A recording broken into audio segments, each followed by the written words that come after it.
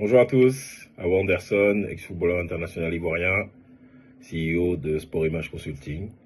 Alors si on peut faire un premier bilan de la CAN a répondu sur le plan sportif à toutes ses promesses, puisque aujourd'hui les gros sont au rendez-vous. On va dire qu'il n'y a plus de petits dans cette CAN, c'est ce qu'on peut tirer comme premier bilan.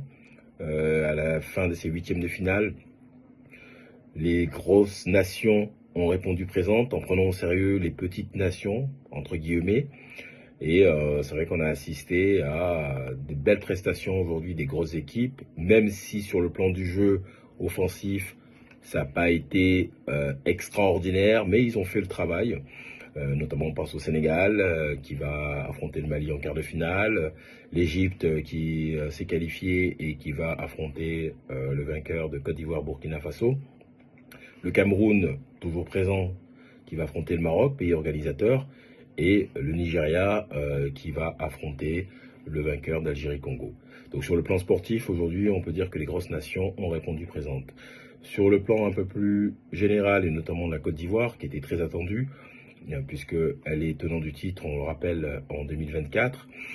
C'est vrai que la Côte d'Ivoire aujourd'hui n'a pas un jeu étincelant, puisque pas mal d'attaquants blessés, mais attention à la Côte d'Ivoire, à ce tenant du titre, qui quand même a une défense de Serie A, avec Odilon Kosunu, Ndika.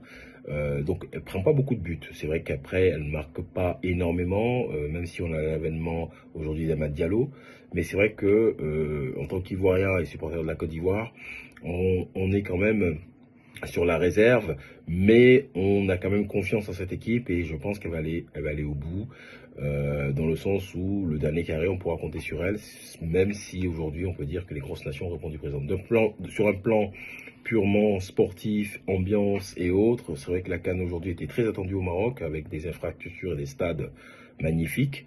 C'est vrai que le temps n'était pas au rendez-vous avec une pluie et un froid, hein, ça on le savait, hein, c'est pour toutes les équipes.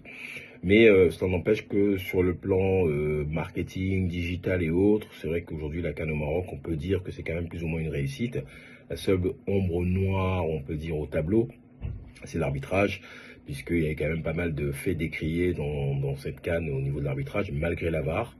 Donc reste aujourd'hui à voir pour la suite de la compétition. En tout cas, la suite de la compétition s'annonce très excitante, avec les quarts de finale où on va retrouver quand même des grosses nations. Donc aujourd'hui, on ne peut pas mettre une pièce sur telle ou telle équipe, puisque les grosses nations vont s'affronter dès les quarts de finale pour aller au bout dans ce dernier carré et puis la finale.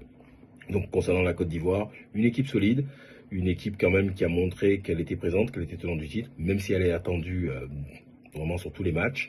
Mais je mettrai une pièce quand même sur la Côte d'Ivoire pour atteindre ce dernier carré. Et après, dans le dernier carré, on verra comment ça va se produire. Attention au Nigeria, qui ne fait pas beaucoup de bruit, mais qui est toujours présent. Voici ce premier bilan de la CAN 2025.